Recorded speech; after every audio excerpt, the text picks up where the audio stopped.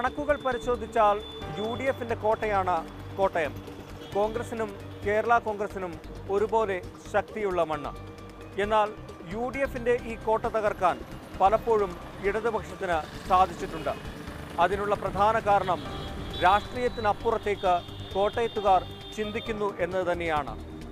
പല മത്സരഫലങ്ങളും പ്രവചനാതീതമായതും ഈ കാരണം കൊണ്ട് തന്നെയാണ്.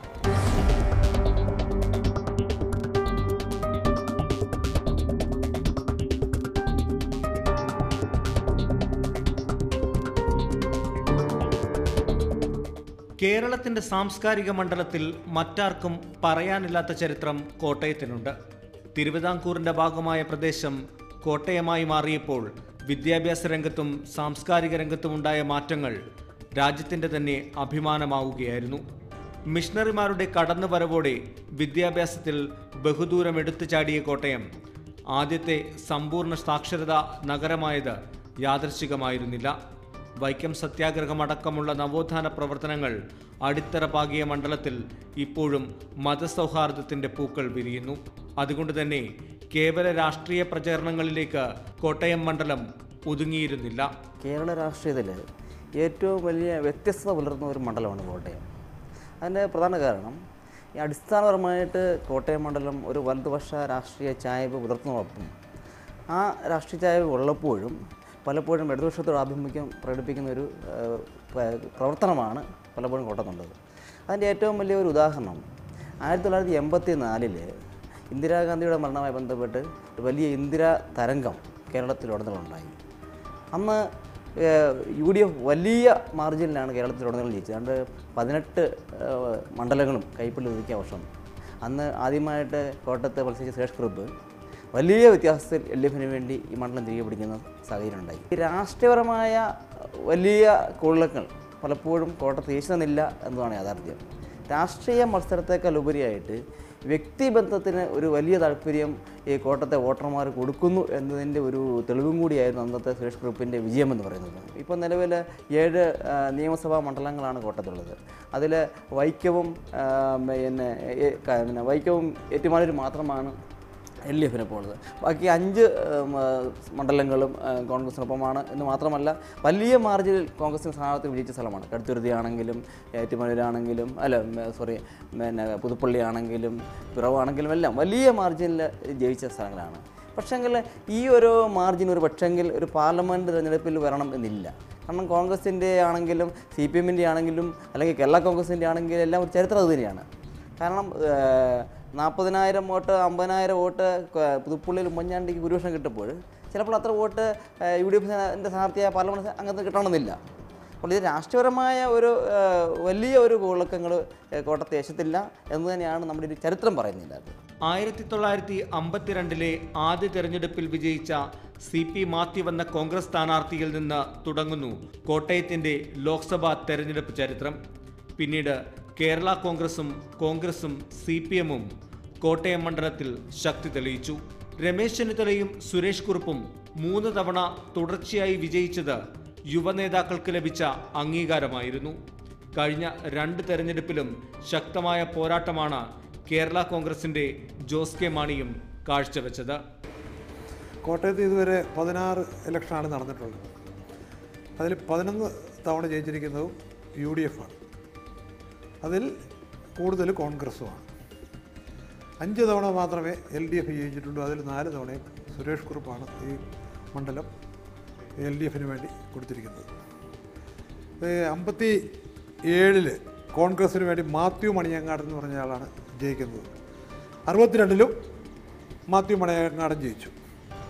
67 ആദ്യമായിട്ട് കോട്ടയം മണ്ഡലം ചുവക്കുന്നത് 67 KM അബ്രഹാം കോട്ടയത്ത് വിജയിക്കുന്ന ഒരു സ്ഥിതിയുണ്ട്. 67 അടുത്ത ഇലക്ഷൻ 71 ആയപ്പോൾ കേരള കോൺഗ്രസിൻ്റെ വർക്കി ജോർജ് കോട്ടയത്ത് വിജയിച്ചു.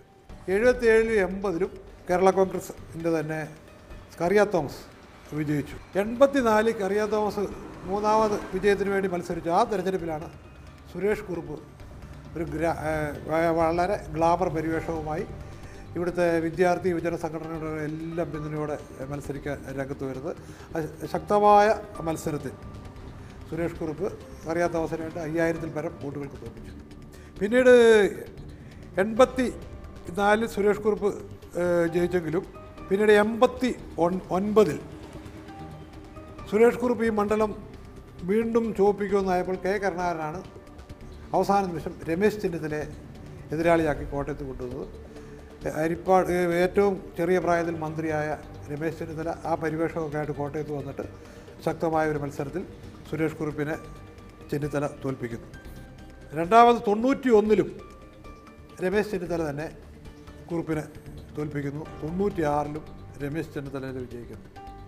അടുത്ത തെരഞ്ഞെടുപ്പിലാണ് സുരേഷ് കുറുപ്പ് രമേശ് ചെന്നിത്തലയെ തോൽപ്പിച്ച് വീണ്ടും കോട്ടയം തിരിച്ചു പിടിക്കുന്നത്. പിന്നീട് 99-ലും 2004-ലും സുരേഷ് കുറുപ്പ് തന്നെ വിജയിക്കുന്നു.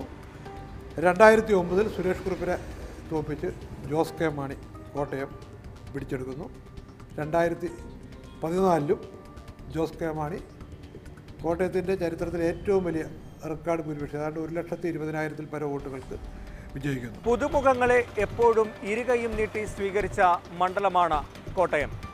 വിദ്യാർത്ഥി നേതാവായെത്തിയ സുരേഷ് കുറുപ്പിനെയും യുവനേതാവായെത്തിയ രമേശ് ചെന്നിത്തലയെയും ജോസ് കെ മാണിയെയുമെല്ലാം കോട്ടയം മണ്ഡലം വിജയിപ്പിച്ചിട്ടുണ്ട്. അതുകൊണ്ട് തന്നെ യുവ വോട്ടർമാർക്ക് മണ്ഡലത്തിലുള്ള സ്വാധീനം വളരെ വലുതാണ്. കോട്ടയം ജില്ലയിലെ പുതുപ്പള്ളി, കോട്ടയം, പാല, ഏറ്റുമാനൂർ, കടുത്തുരുത്തി, വൈക്കം നിയോജക മണ്ഡലങ്ങളും എറണാകുളം ജില്ലയിലെ പിറവം നിയോജക മണ്ഡലവും ചേരുന്നതാണ് കോട്ടയം ലോക്സഭാ മണ്ഡലം. 7 മണ്ഡലങ്ങളിൽ 5ഇടത്തും UDFന് വ്യക്തമായ ആധിപത്യം. 2009-ൽ നടന്ന തെരഞ്ഞെടുപ്പിൽ 70,000 വോട്ടുകളുടെ ഭൂരിപക്ഷത്തിലാണ് ജോസ് കെ മാണി വിജയക്കൊടി നാട്ടിയത്. തുടർന്ന് 2014-ആയപ്പോൾ 1,20,000-ലേക്ക് ഭൂരിപക്ഷം ഉയർന്നു. പിന്നാലെ വന്ന നിയമസഭാ തെരഞ്ഞെടുപ്പിൽ വ്യക്തമായ ആധിപത്യമാണ് UDF കാഴ്ചവെച്ചത്. കോട്ടയത്തിൻ്റെ ഒരു ചരിത്രം നോക്കിയാൽ മനസ്സിലാകുന്നത് പുതുമുഖങ്ങളെ വളരെ സ്നേഹത്തോടെ സ്വീകരിച്ചൊരു ചരിത്രമാണുള്ളത്. ഞാൻ മുമ്പ് സൂചിപ്പിച്ചതുപോലെ സുരേഷ് കുറുപ്പ് വന്നപ്പോൾ സുരേഷ് കുറുപ്പ് ഒരു പുതുമുഖമായിരുന്നു.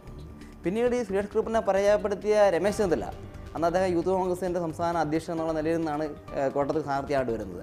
അപ്പോൾ രമേശിനെ ഞങ്ങൾ വളരെ പെട്ടെന്ന് തന്നെ സ്വീകരിക്കുന്നു. രമേശ് തുടർച്ചയായിട്ട് 3 തവണ വിജയിക്കുന്നു. പിന്നീട് ഇത് രമേശിനെ തന്നെ സുരേഷ് കുറുപ്പ് പരാജയപ്പെടുത്തുന്നു. അപ്പോൾ ഞാൻ പറഞ്ഞത് പിന്നീട് അതിനുശേഷമാണെങ്കിൽ പോലും ആൻ്റോ ആൻ്റണി ഇവിടെ മത്സരിക്കാൻ വരുന്നു. ആൻ്റോ ആൻ്റണിയെ വന്നു കഴിഞ്ഞപ്പോൾ ആൻ്റോ ആൻ്റണി ഒരു ചെറിയ മാർജിനിൽ ആൻ്റണി പരാജയപ്പെടുന്നു. പിന്നീട് ജോസ് കെ മാണി വരുന്നു. ജോസ് കെ മാണി വന്നപ്പോൾ ആദ്യം ഒരു വലിയ സ്വീകരണം കിട്ടി. പിന്നീട് 2ാം തവണ വന്നപ്പോഴും കുറച്ചുകൂടെ വലിയ ഒരു ഭൂരിപക്ഷം കിട്ടി. അപ്പോൾ ഇതൊരു പുതിയതായിട്ട് ആളുകൾ വരുമ്പോൾ ആളുകളെ സ്വീകരിക്കുന്ന ഒരു കീഴ്വഴക്കം കോട്ടയത്തിനുണ്ട്. UDFന്റെ ശക്തി കേന്ദ്രമെന്ന് പറയുമ്പോഴും ചില പൊട്ടിത്തെറികൾ ഇപ്പോഴും തുടരുകയാണ്. ചരൽക്കുന്നിൽ ഒറ്റയ്ക്ക് നിൽക്കാൻ തീരുമാനിച്ച മാണി മടങ്ങി വന്നത് നേട്ടമായെന്ന് UDF നേതാക്കൾ പറയുന്നുണ്ടെങ്കിലും കോട്ടയത്തെ കോൺഗ്രസുകാർക്ക് ഇതത്ര പിടിച്ചിട്ടില്ല. കോട്ടയം ജില്ലാ പഞ്ചായത്തിൽ മാണി കാലുവാരിയത് വലിയ മുറിവാണ് കോൺഗ്രസുകാരുടെ മനസ്സിൽ ഉണ്ടാക്കിയിരിക്കുന്നത്. അതുകൊണ്ട് തന്നെ ഇത്തവണ ഒപ്പം നിന്ന് ഇവർ പ്രതികാരം വീട്ടുമോ എന്ന് ചിന്തിക്കുന്നവരുമുണ്ട്. കേരള കോൺഗ്രസും KM മാണിയുടെ നേതൃത്വത്തിലുള്ള കേരള കോൺഗ്രസ് UDFിൽ നിന്ന് മാറി നിൽക്കുന്നു. നിയമസഭയിൽ ഒറ്റ ബ്ലോക്കായിട്ട് നിൽക്കുന്നു. അതിനുശേഷം കോട്ടയം ജില്ലാ പഞ്ചായത്തിൽ കോൺഗ്രസിൻ്റെ നേതൃത്വം അട്ടിമറിക്കുന്നു. പിന്നീട് അതിനുണ്ടായ വിഷയങ്ങൾ ഏതാണ്ട് 30ഓളം പഞ്ചായത്തുകളിൽ ഭരണ പ്രതിസന്ധി ഉണ്ടാകുന്നു. ഒരു 10-15ഓളം പഞ്ചായത്തുകൾ ഭരണം അട്ടിമറിക്കപ്പെടുന്നു. അപ്പോൾ അങ്ങനെ ഉണ്ടായൊരു വിഷയം ഇപ്പോഴും ഈ നേതൃതലത്തിൽ പരിഹരിക്കപ്പെട്ടിട്ടുണ്ട് എന്ന് പറയുമ്പോഴും താഴത്തെ അണികൾക്കിടയിലേക്ക് അത് എത്രമാത്രം ഫലപ്രദമാണ് എന്ന് പറയേണ്ടിയിരിക്കുന്നില്ല. അത് LDFിൽ പക്ഷേ ഇത്തരത്തിലുള്ള പ്രശ്നങ്ങൾ കുറവാണ്. കഴിഞ്ഞ തവണ ജനതാദളിന് സീറ്റ് നൽകിയെങ്കിലും മണ്ഡലത്തിൽ സ്വാധീനമില്ലാത്ത ജനതാദളിൽ നിന്നും സീറ്റ് വാങ്ങി മത്സരിക്കാനാണ് CPM തീരുമാനിച്ചിരിക്കുന്നത്. ജനതാദളും സമ്മതം മൂളിയിട്ടുണ്ട്. മറ്റൊരു സീറ്റെന്ന ജനതാദൾ മോഹത്തെ LDF പരിഗണിച്ചില്ലെങ്കിൽ അത് വലിയ പ്രശ്നങ്ങളിലേക്കും നീങ്ങും. കോട്ടയം പാർലമെന്റ് സീറ്റിൽ ഇടതുപക്ഷ ജനാധിപത്യത്തിന്റെ സ്ഥാനാർത്ഥി പല പ്രാവശ്യം ജയിച്ചിട്ടുണ്ട്. വേറെ ഘടകകക്ഷികളൊന്നും ഇവിടുന്ന് ജയിച്ചിട്ടില്ല. അപ്പോൾ ഇവിടുന്ന് ജയിച്ചതെല്ലാം ഇടതുപക്ഷ ജനാധിപത്യ മുന്നണി CPMന്റെ കാൻഡിഡേറ്റാണ് ജയിച്ചിട്ടുള്ളത്. അപ്പോൾ ഇടതുപക്ഷ ജനാധിപത്യ മുന്നണിക്ക് സാധ്യതയുള്ള മണ്ഡലമാണ്. അത് നമ്മൾ ഇല്ലാതാക്കേണ്ട കാര്യമില്ല. അപ്പോൾ ആ സാധ്യത വെച്ച് നോക്കുമ്പോൾ ജനതാദൾ സംഘടനാപരമായി അവർ തന്നെ സൂചിപ്പിച്ച് കഴിഞ്ഞ പ്രാവശ്യം പരീക്ഷിച്ചിട്ട് അവർക്ക് ഇത് നിർത്താൻ കഴിഞ്ഞില്ല. സംഘടന ദുർബലമായതുകൊണ്ട് അവർക്ക് മറ്റൊരു സീറ്റ് കൊടുത്ത് ഇത് തിരിച്ചുവിട്ടു തരും എന്ന രൂപത്തിലാണ് അവർ അഭിപ്രായം രേഖപ്പെടുത്തുന്നത്. അത് നമ്മൾ സന്തോഷപൂർവ്വം സ്വീകരിക്കും. ഇടതുപക്ഷ ജനാധിപത്യ മുന്നണിയിൽ സ്ഥാനാർത്ഥിക്ക് ജയിക്കാൻ കഴിയുന്ന, പ്രത്യേകിച്ച് CPM സ്ഥാനാർത്ഥി ഇവിടെ വന്നാൽ വലിയ രൂപത്തിലുള്ള മുന്നേറ്റം ഉണ്ടാക്കാൻ കഴിയുമെന്ന കാര്യത്തിൽ ഒരു സംശയവും ഞങ്ങൾക്കില്ല. NDAയിലും ചില അഭിപ്രായ വ്യത്യാസങ്ങളുണ്ട്. ജില്ലാ ഘടകത്തിൽ ആലോചിക്കാതെ സംസ്ഥാന നേതൃത്വത്തിന്റെ പിന്തുണയിൽ സ്വയം സ്ഥാനാർത്ഥിയായി എത്തിയ PC തോമസിനെ BJPക്കാർക്ക് അത്ര അംഗീകരിക്കാൻ പറ്റിയിട്ടില്ല. പക്ഷേ നിലവിലെ രാഷ്ട്രീയ സാഹചര്യത്തിൽ BJP പരസ്യമായ പ്രതികരണത്തിലേക്ക് പോകില്ല. ഒരു മുന്നണി രാഷ്ട്രീയത്തിൽ ഘടകകക്ഷികൾക്ക് സീറ്റ് കൊടുക്കേണ്ടി വരും. സ്വാഭാവികമായി ഇപ്പോൾ NDAയുടെ ഘടകകക്ഷികളായിട്ടുള്ള NDAയുടെ നേതാക്കന്മാരും സംസ്ഥാന നേതൃത്വവുമായി അത്തരം ചർച്ചകൾ നടക്കുന്നുണ്ട്. അതോടൊപ്പം തന്നെ ഭാരതീയ ജനതാ പാർട്ടി സംബന്ധിച്ച് കേരള പ്രസ്ഥാനമാണ്, നമുക്കറിയാം. അപ്പോൾ സംസ്ഥാന സമിതിയിൽ നിന്നുണ്ടാകുന്ന ഒരു തീരുമാനം, അത് സംസ്ഥാന സമിതി സാധാരണ ഈ ലോക്സഭാ തിരഞ്ഞെടുപ്പിൽ ആളുകളെ പ്രഖ്യാപിക്കപ്പെടുന്നത് ഓൾ ഇന്ത്യ കമ്മിറ്റിയാണ് അതിൻ്റെ അനുവാദം കൊടുക്കുന്നത്. അപ്പോൾ ആ തരത്തിൽ ഓൾ ഇന്ത്യ കമ്മിറ്റി അനുവാദം കൊടുത്തതിന് ശേഷം സംസ്ഥാന കമ്മിറ്റി പ്രഖ്യാപിച്ചു കഴിഞ്ഞാൽ ഒരു കേഡർ പാർട്ടി എന്നുള്ള നിലയിൽ അത് എന്താണെങ്കിലും ശരി, അത് സ്ഥാനാർത്ഥി ആരാണെങ്കിലും ശരി, അത് അവർ വന്നു കഴിഞ്ഞാൽ അത് ആരാണെങ്കിലും BJP ആണെങ്കിലും ഘടകകക്ഷി ആണെങ്കിലും തോളോട് ചേർന്ന് പ്രവർത്തിക്കുക എന്നുള്ളതാണ് നമ്മളെ സംബന്ധിച്ചിടത്തോളം ചെയ്യാറുള്ളത്.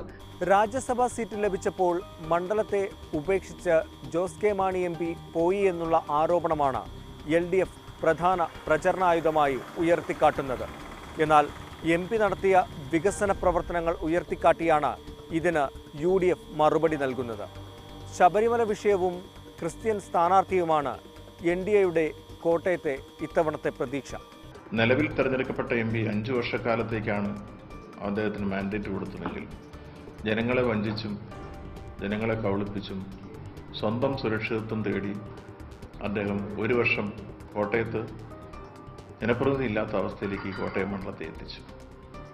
ആ കാലയളവിൽ കേന്ദ്രത്തിൽ നിന്ന് ലഭിക്കേണ്ട കേന്ദ്രാവിഷ്കൃത പദ്ധതികൾ ലഭിക്കാതെയും ലോകസഭയിൽ അവതരിപ്പിക്കേണ്ട ജനകീയ പ്രശ്നങ്ങളൊന്നും അവതരിപ്പിക്കാൻ അവസരമില്ലാതെയും പോയ സന്ദർഭമുണ്ട്.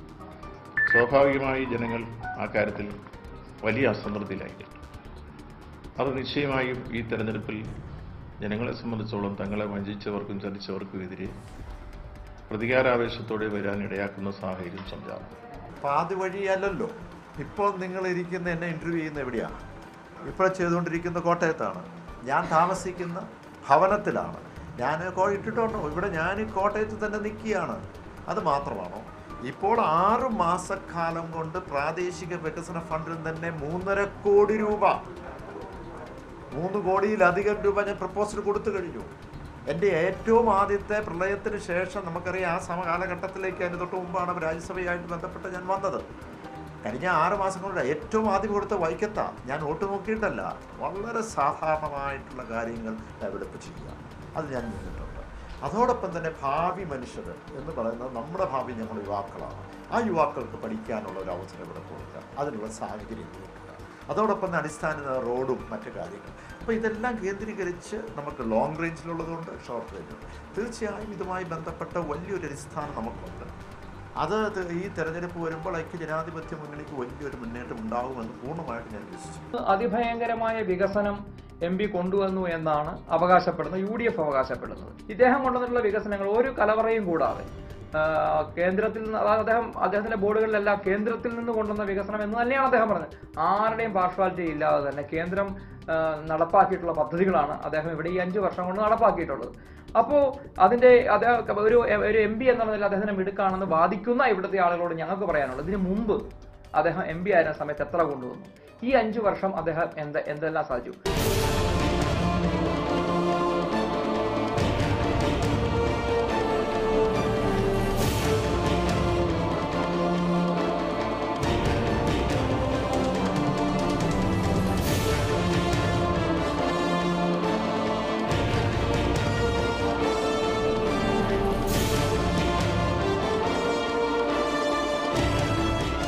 മതസാമുദായിക സംഘടനകൾക്ക് ശക്തമായ വേരോട്ടമുള്ള മണ്ണാണ് കോട്ടയത്തിൻ്റേത്. ശബരിമല വിഷയവും ചർച്ചാക്റ്റും ചർച്ചകളിൽ നിറയുമ്പോൾ ഈ മതസാമുദായിക സംഘടനകൾ സ്വീകരിക്കുന്ന നിലപാടും നിർണായകമാകും. പിന്നാക്ക ദളിത് വിഭാഗങ്ങൾക്കും മണ്ഡലത്തിൽ വലിയ സ്വാധീനമുണ്ട്. ശബരിമല വിഷയത്തിന്റെ അലയൊലികൾ തെരഞ്ഞെടുപ്പിൽ ഉയർന്നു കേൾക്കാൻ സാധ്യതയുള്ള മണ്ഡലമാണ് കോട്ടയം. NSSും SNDPക്കും കാര്യമായ സ്വാധീനം കോട്ടയത്തുണ്ട്. ഇടതുപക്ഷവുമായി NSS നേതൃത്വം പരസ്യപോരിലേക്ക് പോയത് തെരഞ്ഞെടുപ്പിൽ ഇടതുപക്ഷത്തിന് തിരിച്ചടിയാകാം. എന്നാൽ SNDPയെയും മറ്റു വിഭാഗങ്ങളെയും കൂടെ നിർത്തി ഇതിന് പരിഹാരം കാണാനാകും CPM ശ്രമിക്കുക. കോട്ടയം പാർലമെൻറ്റ് മണ്ഡലത്തിൽ ഒരേപോലെ CPMനെയും അല്ലെങ്കിൽ LDFനെയും UDFനെയും വിജയിപ്പിച്ചിട്ടുണ്ടെങ്കിൽ പോലും കേരളത്തിൽ പൊതുവെ നിലനിൽക്കുന്ന ഒരു ധാരണ കോട്ടയം ഒരു ജനാധിപത്യ മുന്നണിക്ക് അല്ലെങ്കിൽ ജനാധിപത്യ വിശ്വാസികൾക്ക്, ഈശ്വരവിശ്വാസികൾക്കുള്ള സ്വാധീനമുള്ള ഒരു മണ്ഡലം എന്ന നിലയിലാണ്. അതിൽ ഏറെക്കുറെ ശരിയുമുണ്ട്. കാരണം നായർ സർവീസ് സൊസൈറ്റിക്കും അതുപോലെ തന്നെ കത്തോലിക്ക സഭയ്ക്കും എല്ലാ ക്രൈസ്തവരുടെ എല്ലാ സഭയ്ക്കും സ്വാധീനമുള്ള ഒരു ക്രൈസ്തവ പ്രാധാന്യമുള്ള ഒരു മണ്ഡലമാണ് കോട്ടയം. പക്ഷേ അതിൽ തന്നെ കത്തോലിക്ക സഭയ്ക്ക്, പ്രത്യേകിച്ച് സീറോ മലബാർ സഭയ്ക്ക് സ്വാധീനമുള്ള ഒരു നിയോജകമണ്ഡലം കൂടിയാണ് ചങ്ങനാശ്ശേരി, പാല നിയോജകമണ്ഡലങ്ങൾ, പല അതിരൂപതകൾ ഉൾപ്പെടുന്ന കോട്ടയം പാർലമെൻറ്റ് മണ്ഡലം. ശബരിമല സ്ത്രീ പ്രവേശന വിഷയവുമായി ബന്ധപ്പെട്ട് ഉയർന്ന ഒരു വിവാദത്തിൻ്റെ പശ്ചാത്തലത്തിലാണ് ഇപ്പോൾ തെരഞ്ഞെടുപ്പ് നടക്കാൻ പോകുന്നത്. ഇത് NSS വിശ്വാസികളോടൊപ്പം സ്ത്രീ പ്രവേശനത്തെ എതിർത്തുകൊണ്ട് ഒരു പക്ഷം നിൽക്കുമ്പോൾ സർക്കാരിനെ അനുകൂലിച്ചുകൊണ്ട് SNDP യോഗം മറുപക്ഷത്ത് നിൽക്കുന്നു. ഈ രണ്ട് സമുദായങ്ങൾക്കും ഏതാണ്ട് ഒരേ ശക്തി ഉള്ള ഒരു ലോക്സഭാ മണ്ഡലമാണ് കോട്ടയം. പടിഞ്ഞാറൻ പ്രദേശം ഉൾപ്പെടുന്ന ഒരേ ഏരിയ ഉണ്ട്. ഏറ്റുമാനൂർ, വൈക്കം, പിന്നെ കോട്ടയം, ഈ പറഞ്ഞ മണ്ഡലങ്ങളൊക്കെ SNDP നിർണായക ശക്തി തന്നെയാണ്. അതേസമയം പിന്നെ ഈ മണ്ഡലത്തിൻ്റെ ചില ഭാഗങ്ങൾ അങ്ങോട്ട് നോക്കിക്കഴിഞ്ഞാൽ കോട്ടയം ടൗണിലടക്കമുള്ള മേഖലകളൊക്കെ കോട്ടയം മണ്ഡലം, പിന്നെ പുതുപ്പള്ളി ഒരു ഭാഗം, ഈ ഇങ്ങോട്ടൊക്കെ കടന്നു വന്നു കഴിഞ്ഞാൽ അവിടെയൊക്കെ സ്വാഭാവികമായിട്ട് NSS നിർണായക ശക്തിയാണ്. അപ്പോൾ സ്വാഭാവികമായിട്ട് വരുമ്പോൾ അത് NSS ഒരു ഭാഗത്തും SNDP മറുഭാഗത്ത് നിൽക്കുമ്പോൾ ഇവരുടെ ഈ പിന്നെ ചേരിതിരിവും ഈ ഏറ്റുമുട്ടലും സ്വാഭാവികമായിട്ട് ഏതെങ്കിലും മുന്നണി അത് ബാധിക്കാതിരിക്കില്ല. അത് ഇടതു മുന്നണിക്ക് അത് ദോഷം ചെയ്യും. NSSൻ്റെ നിലപാട്. മറുപക്ഷത്ത് SNDP നിലപാട് ഇവർക്ക് അനുകൂലമാണെങ്കിൽ ഒരു ഇടതുപക്ഷത്തിന് ഉള്ള അനുകൂലമായൊരു സാഹചര്യം അവരും ഉണ്ടാകും. ശബരിമല സ്ത്രീ പ്രവേശനത്തിൽ NSS ഒരു നിലപാടെടുത്ത് കഴിഞ്ഞാൽ ഇനി ആ വിഭാഗത്തിൽപ്പെട്ട ഒരാൾ തന്നെയാണ് സ്ഥാനാർത്ഥിയെങ്കിൽ പോലും ചിലപ്പോൾ അതിനെ കാര്യമായി ബാധിച്ചേക്കാം. കോട്ടയം ജില്ലയിൽ ഈ സാമുദായിക ശക്തികളുടെ കേന്ദ്രീകരണമൊന്നും ഇടതുപക്ഷ ജനാധിപത്യ മുന്നണിയെ സംബന്ധിച്ചുള്ള പ്രശ്നമല്ല. ഇവിടെ ക്രിസ്തീയ സഭകളൊന്നും ഇടതുപക്ഷ ജനാധിപത്യ മുന്നണിക്കെതിരല്ല. അതുപോലെ ഹിന്ദു സംഘടനകൾ ഏതെങ്കിലും ഇടതുപക്ഷ ജനാധിപത്യ മുന്നണിയെ രാഷ്ട്രീയമായി എതിർക്കുന്നില്ല. ഇപ്പോൾ NSS പോലും അവർ സൂചിപ്പിച്ചത് അവർ ആചാരത്തിൻ്റെ പ്രശ്നത്തിൽ അവർ നിലപാടെടുത്തു. ഗവൺമെൻറ്റിനെ അവർ എതിർക്കുന്നില്ല എന്നവർ നേരത്തെ തന്നെ പറഞ്ഞു.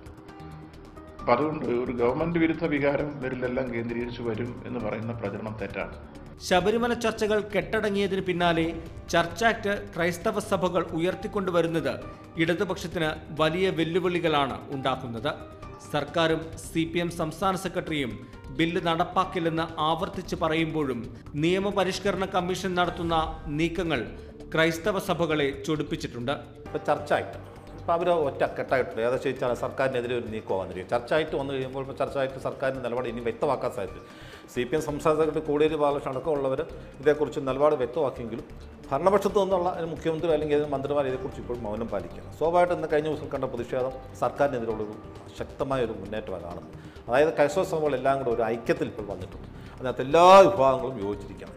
ഈ വോട്ട് ബാങ്ക് ഒരു 35%, 40% ആ വോട്ട് ബാങ്ക് അതും ഒരുപക്ഷെ ചിലപ്പോൾ LDFന് എതിരായേക്കാം. ഓർത്തഡോക്സ് യാക്കോബായ വിഭാഗങ്ങൾക്കും കത്തോലിക്ക വിഭാഗത്തിനും വലിയ സ്വാധീനം കോട്ടയം മണ്ഡലത്തിലുണ്ട്. കേരള കോൺഗ്രസുമെല്ലാം ഉറ്റുനോക്കുന്നത് ഈ വോട്ട് ബാങ്കിൽ തന്നെയാണ്.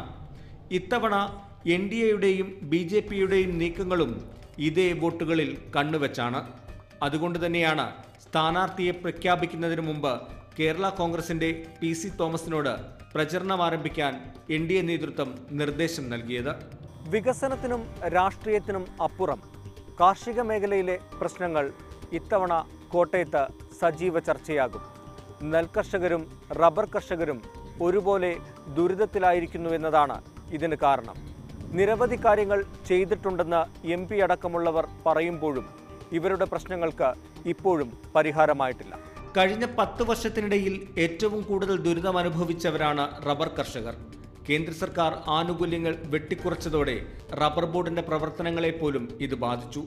സംസ്ഥാന സർക്കാർ പ്രഖ്യാപനങ്ങളിൽ മാത്രം നിലകൊള്ളുമ്പോൾ വിലയിടിവ് കർഷകരുടെ നട്ടെല്ലൊടിക്കുകയാണ്. നെൽകർഷകരുടെ സ്ഥിതിയും മറിച്ചല്ല.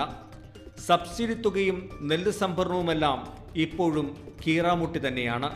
ഒരു തവണയല്ല 2 തവണ പ്രളയത്തെ നേരിട്ടവരാണ് കോട്ടയത്തുകാർ. അതുകൊണ്ട് തന്നെ പ്രളയവും ഇത്തവണ കോട്ടയത്ത് പ്രധാന ചർച്ചാ വിഷയമാകും. സർക്കാർ സഹായങ്ങൾ ഫലപ്രദമായിരുന്നു എന്ന കാര്യത്തിലും എംപിയുടെ പ്രവർത്തനവുമെല്ലാം അതുകൊണ്ട് തന്നെ വിലയിരുത്തപ്പെടാം.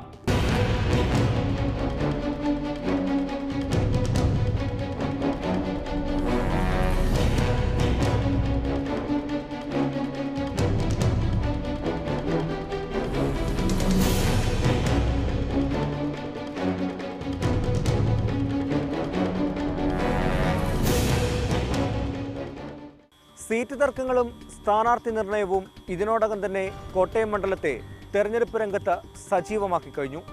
ഈ പ്രശ്നങ്ങൾ മുന്നണികളും പാർട്ടികളും പരിഹരിച്ചാൽ വാശിയേറിയ പോരാട്ടം തന്നെ കോട്ടയം മണ്ഡലത്തിൽ ഉണ്ടാകും. കോട്ടയം മണ്ഡലത്തിലെ വിശേഷങ്ങൾ ഇവിടെ പൂർണ്ണമാകുന്നു. നന്ദി, നമസ്കാരം.